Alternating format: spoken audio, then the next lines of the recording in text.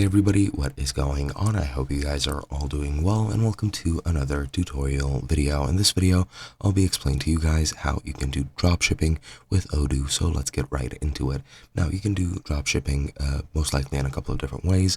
You can use any modules that you might find on the internet, which you might be either to just install for free or purchase on Odoo, and then you can use them to integrate dropshipping a bit better onto your Odoo service. In case you can't find any, you can of course create your own modules, or you can just wing it and do it manually, pretty much do it by hand.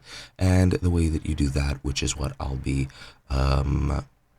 demonstrating, is firstly you go to any site with cheap merchandise that you can find. For example, Alibaba, which is a pretty popular dropshipping site to use or to find products on. And then you're going to go to Odoo and you're going to install the point of sale module. If you don't already have it, the point of sale module is needed, so you should have it if you want to sell pretty much anything.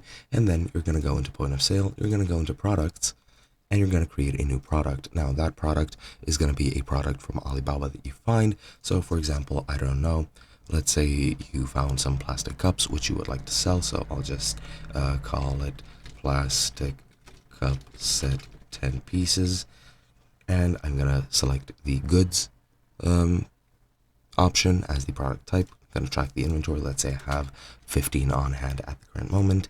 Invoicing policy can be on ordered quantities, and the sales price should be whatever the price is on Alibaba plus the additional price you want to add yourself. So for example, let's say it costs you 5, or yeah, 5 whatever, whichever currency you want, and you want to of course mark that price up. So for example, instead of 5, we're going to put in 15. The cost is going to be 5, and of course here you can set up your taxes and everything as well. And once you set all the other options up, you just save the product, and if we go back into products, you'll see the product right over here. And after that, you just have to set up your website module and your website selling page and your online storefront, and you're pretty much good to go.